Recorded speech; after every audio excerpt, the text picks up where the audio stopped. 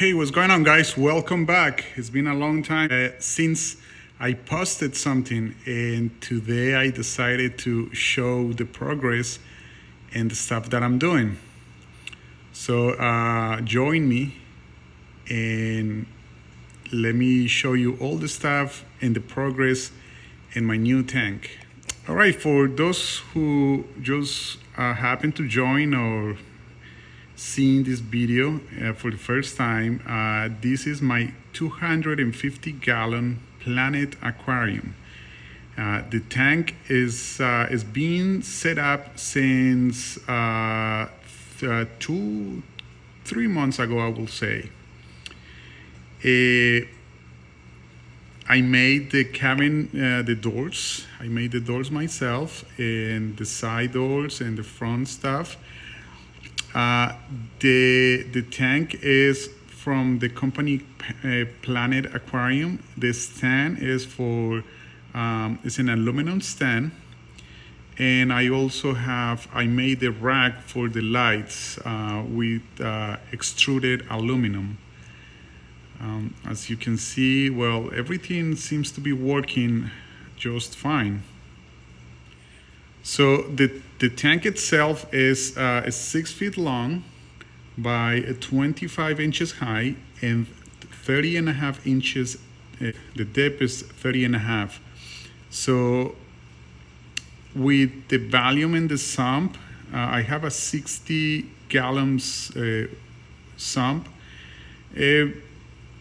Taking rocks, sand, and everything out, it makes roughly 250 gallons. So I have everything that you see here was transferred from my previous tank. So a lot of stuff went away. A lot of stuff I decided to keep. And since I made a new system, I decided to make a new aquascape. So as you can see from this side, I have new structures, and everything is a little bit more organized. I want to keep stuff in different places. For instance, if you see this structure right here, I have the yellow anacropora in the top, and then I have a few frags in the bottom. As you can see, I made this weird kind of branching kind of thing down here, and the idea is I want to keep the psoas. The ones that I like the most, the more colorful ones, I want to keep them in these branches. So if they start invading, they will invade that way.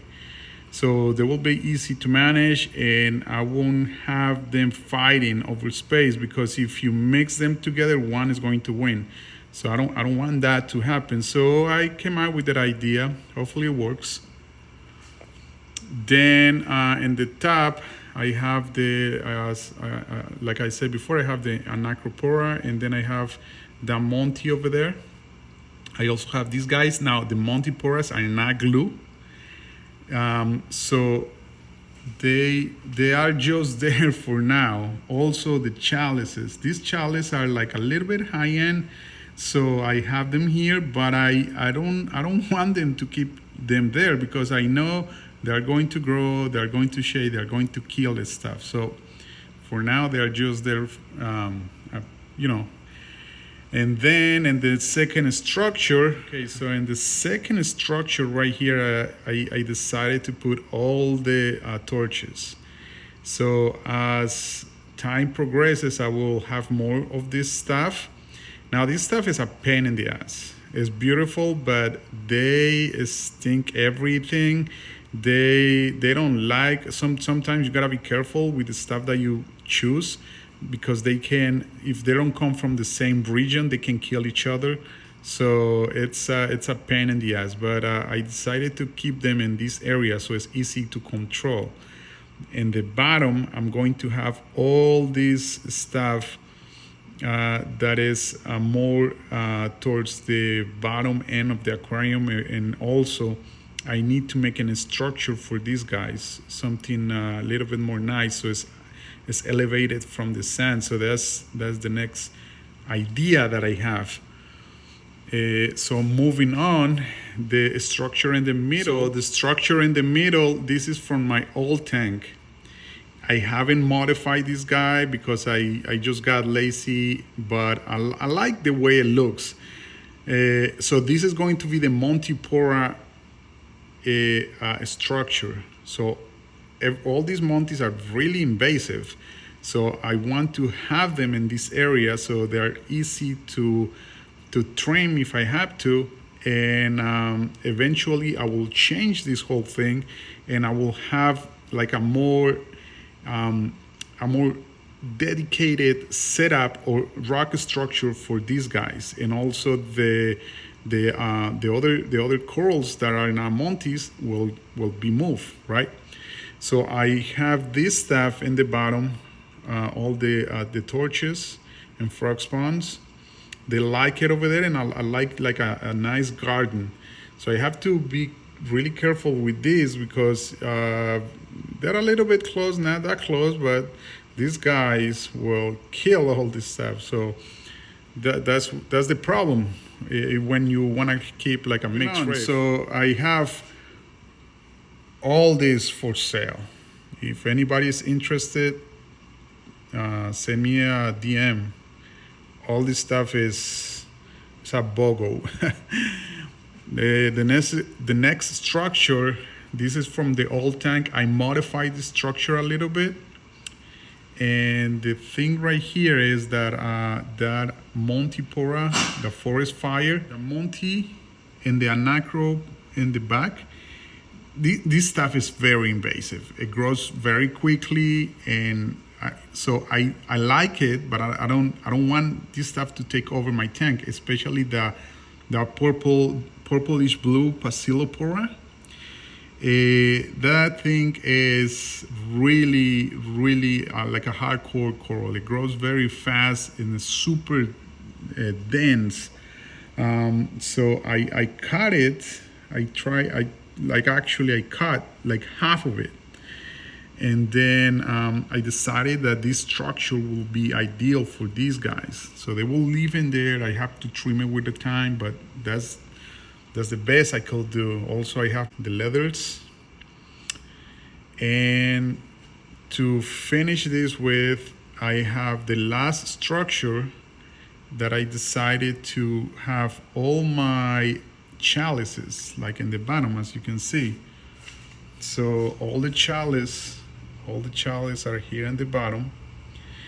All right, and then I try to put like all these Monties in the top, and eventually I will go with more high-end acros. So that's why I have the branches.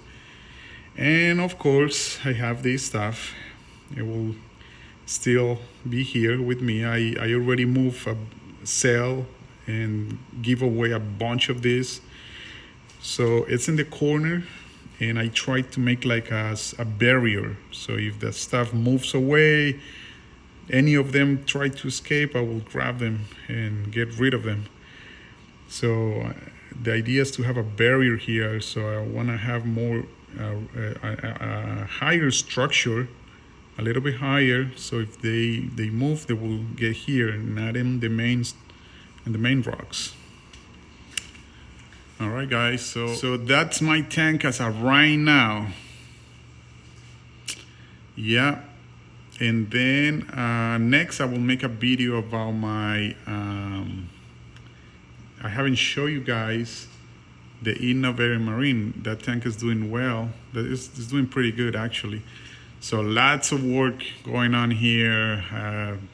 But at the end, I guess it's all worth it. Oh, and by the way, I got more fish. So now so when I first started this hobby, I was into fish a lot, like pretty much everybody, right? And then of course I got into the corals and whatever, but the fish is always like, they are always there. And I always want to keep like the rare, cool, crazy fish. Unfortunately, like everybody knows, with a reef, it's not that simple, right? But I found that some crazy fish you can keep, like for instance the blue throat triggerfish. I have a female, and she was, I don't know if I can show. So the female, she's hiding right now, so she's a little bit scarish. But I have a male coming in, and they look amazing. So they are the most peaceful triggers.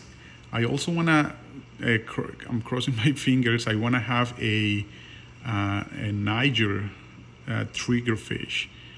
I love the color, man. That looks like a freaking vampire. So a lot of people is like, yeah, you can keep it. Other people are like, no, don't do it, whatever. So I wanna, if I can find like a little one, you know what I mean? Like a little one that I can make him behave. Maybe I will have them, because I seen the adults and they are beautiful, man. They with the long streamers and the red fangs. They look fantastic. There is the female. There's the female. Yes, there's the female right there. That's the female blue jaw triggerfish. She's a little bit, for some reason, I don't know why. She, every time that she sees me, she thinks I'm going to kill her. I don't know, but she's and she's doing great. She eats perfect. Every time that I put food, she's the first one to come in, but she lives in this rock, in the bottom of the rock. She has a hole in the other side, so she lives right there. All right. Thank you very much. See you on the next video.